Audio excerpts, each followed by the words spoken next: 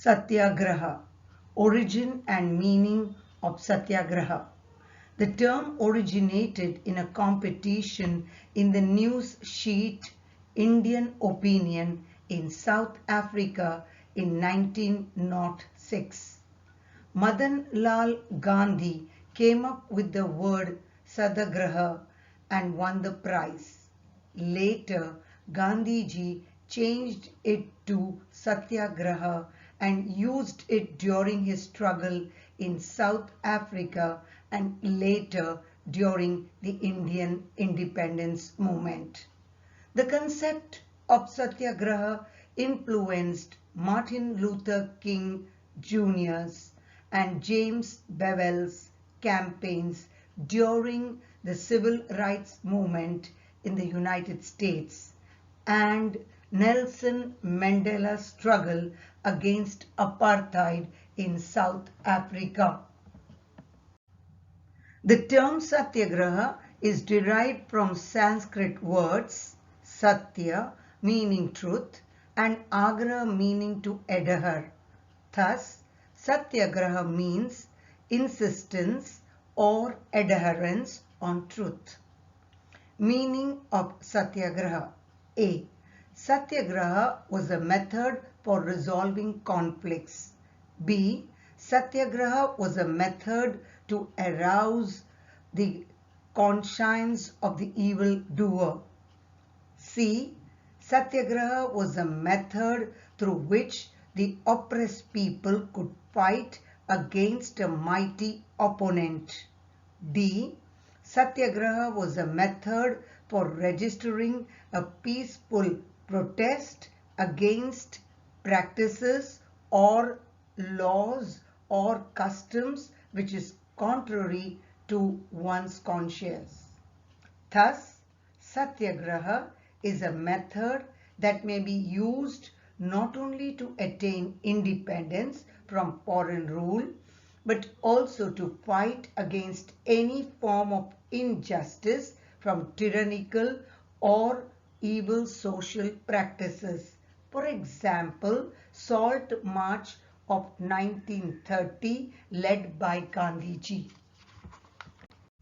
Techniques of Satyagraha.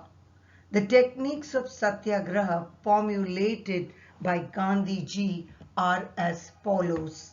First, fasting is a technique of Satyagraha.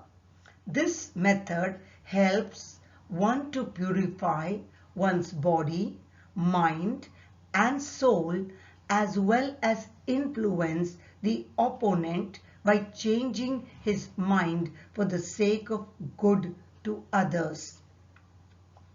Only those with the required moral strength and purity of mind should make use of it on rare occasions. It should not be regarded as a weapon for moral coercion. Gandhiji used this method in course of the freedom movement. For example, in September 1932, Gandhiji began a fast unto death to protest against the establishment of an electorate on the basis of caste. Second, non-cooperation is another technique of Satyagraha. A Satyagrahi has to make good relation with the evildoer and arouse the conscience of the evildoer. Thus, following the principle, hate the sin, not the sinner. For example, in August 1920, Gandhiji urged Indians to withdraw children from British-run schools, to quit their colonial government jobs and refuse to purchase imported clothes.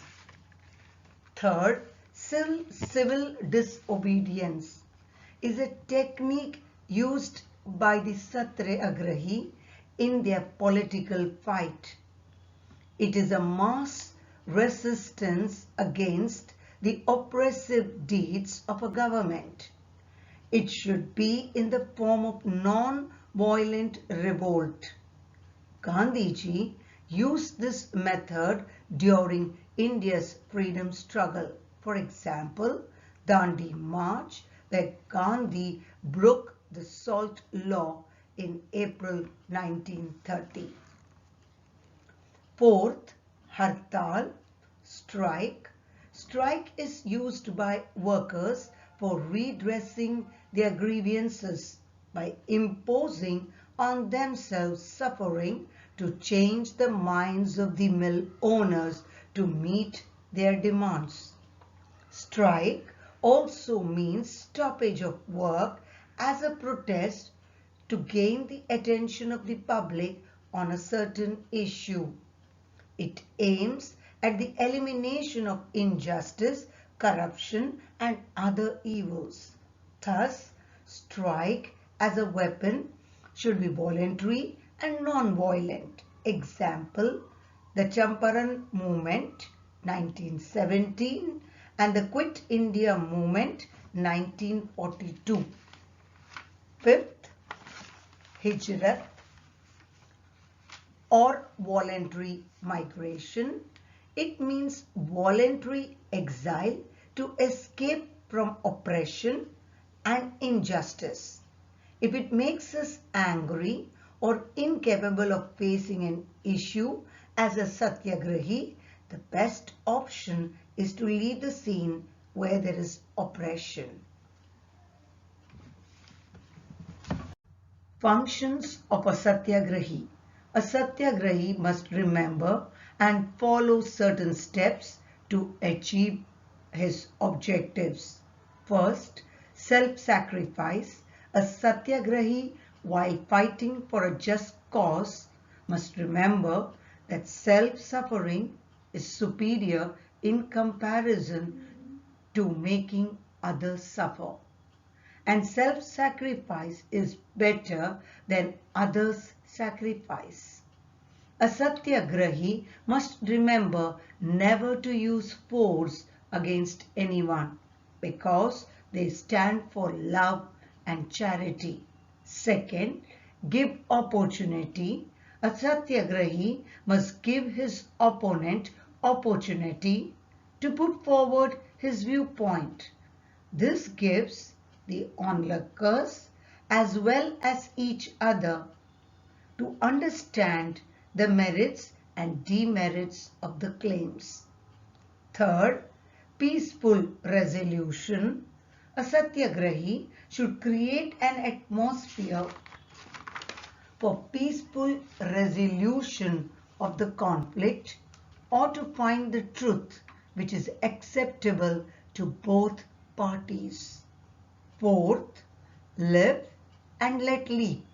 A satyagrahi must remember that once an agreement is reached, the enemy is no longer the enemy but a friend and a co-partner in the search of truth. Thus, a satyagrahi must be a believer of the principle live and let leap. Fifth, no underground activities. A satyagrahi must not adopt underground activities as they are not legitimate way to fight for freedom. Sixth, obey laws. A satyagrahi must obey the laws of the state willingly because it is his sacred duty. He must be able to judge as to which rules are good and which are unjust. He must not obey laws which are unjust. He must see that there is no social and political disintegration while defying laws. Qualities of a satyagrahi. Gandhiji laid down certain qualities of a satyagrahi. First, satya, truth. The word satya is from sat, which means being.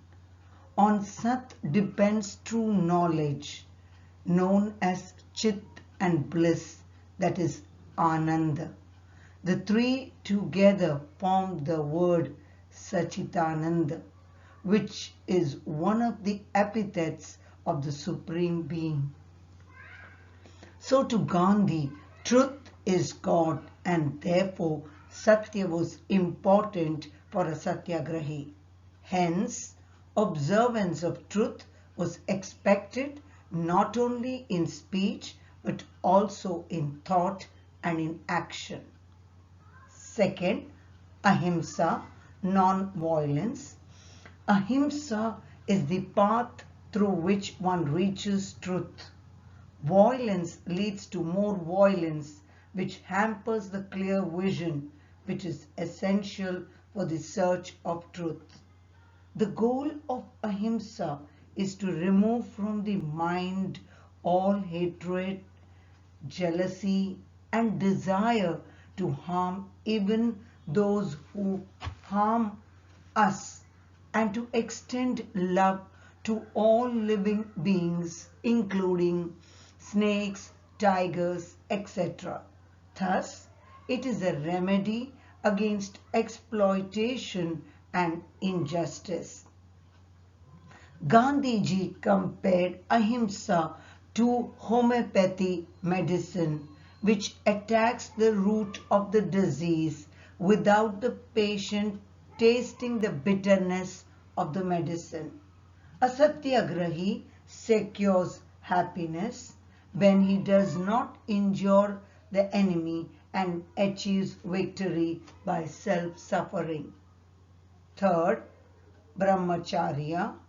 According to Gandhiji, brahmacharya is complete self-control in all directions. For a satyagrahi, control over all his senses in thought, word, and action is essential in spite of temptations around him. Fourth, non-stealing. According to Gandhiji, stealing not only means taking away what belongs to others, but it also means not accepting anything beyond one's needs. Therefore, a satyagrahi who applies non-stealing in his life should lead a simple life with minimum requirements. In his ashram, Gandhiji avoided wastage of food, water, clothes, and paper. For example, Gandhiji replied to letters in the blank side of the letter. He did not allow Kasturba to use gifts he received for his public service. He also used as little of people's money for his own purpose. Fifth, non-possession. Non-possession means detachment for worldly possessions. This quality is essential for seekers of truth and is a proof of one's faith in God. Gandhiji realized that giving up possessions was not an easy matter.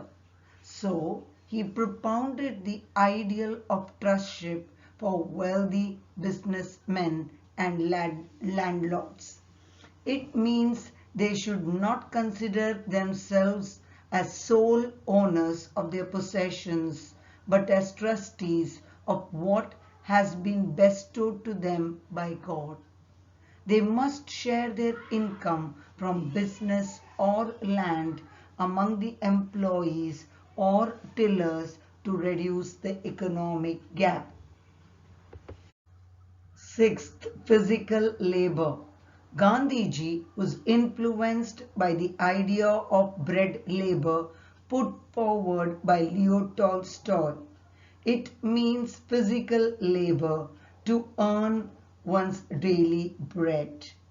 Gandhiji modified bread labor to Shram Yagna. It means that people from other professions should devote at least 1 hour every day to some kind of physical labor in the spirit of oneness with the poor.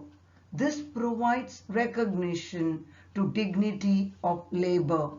Gandhiji regarded spinning the charaka as a symbol of Shram Yagna in support of indigenous industry which faced problems due to cheap foreign goods. Seventh, control of palate. Gandhiji believed that control of the palate was essential to observe brahmacharya and also to control other senses too.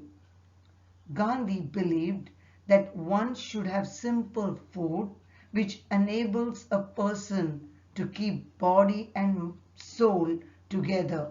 That is, one should eat to live and not live to eat. 8. Fearlessness. Fear is the root of untruth and violence.